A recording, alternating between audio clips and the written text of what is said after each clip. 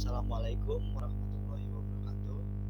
Saya Abdul Jabar Sukanda dari program studi Komunikasi Penyiaran Islam semester 4 akan mempresentasikan tentang mini riset saya yang berjudul Retorika Kritis Ustadz Ahmad Najaruddin dalam ceramah tentang ibadah dengan uang korupsi di Masjid Al-Husna. Latar belakang dari penelitian ini adalah di dalam perkembangannya dakwah juga telah menjangkau berbagai kehidupan, tidak hanya terkait dengan agama, tetapi juga dalam konteks sosial, politik, dan budaya. Penelitian serupa juga mengenai retorika dalam dakwah juga pernah dilakukan oleh Jikri Ahmad Sofan pada tahun 2024 dengan judul Retorika Dakwah Habib Bahar bin Smith pada akun YouTube Orde Salaf Official yang menghasilkan kesimpulan bahwa metode retorika dakwah yang digunakan oleh Habib Bahar bin Smith menunjukkan efektivitas dalam menyampaikan pesan kepada audiens. Berbeda dengan penelitian yang saat ini saya lakukan, penelitian saat ini difokuskan kepada salah satu teori dalam retorika, yaitu retorika kritis. Dan metode penelitian yang saya gunakan, yang pertama yaitu penulis mengadopsi metode penelitian kepustakaan yang melibatkan serangkaian kegiatan terkait pengumpulan data dari sumber pustaka, membaca, mencatat, serta mengolah bahan penelitian yang relevan. Dan metode penelitian yang kedua yaitu menggunakan metode penelitian kualitatif. Penelitian ini berfokus pada analisis deskriptif terhadap fenomena yang diteliti sehingga memungkinkan penulis untuk menggali makna dan interpretasi yang lebih dalam dari data yang dikumpulkan.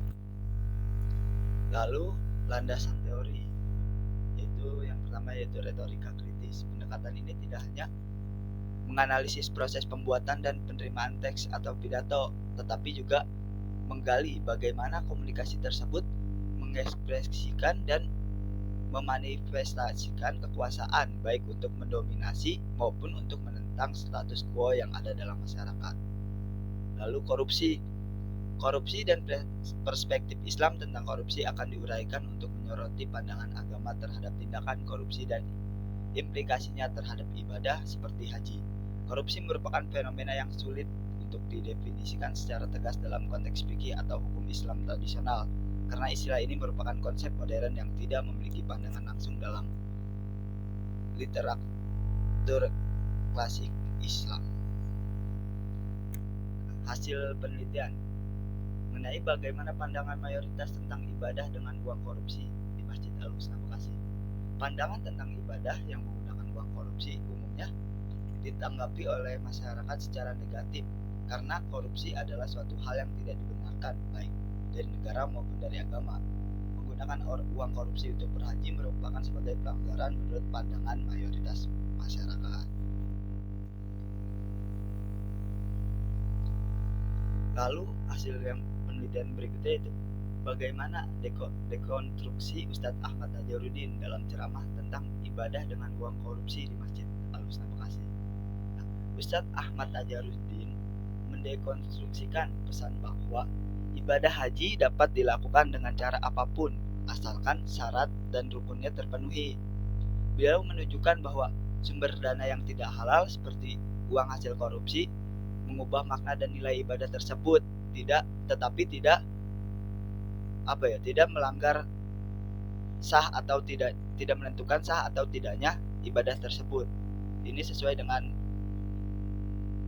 prinsip dekonstruksi dalam retorika kritis yang bertujuan mengurai pesan untuk mengungkapkan asumsi tersembunyi dan struktur kekuasaan yang didasarinya.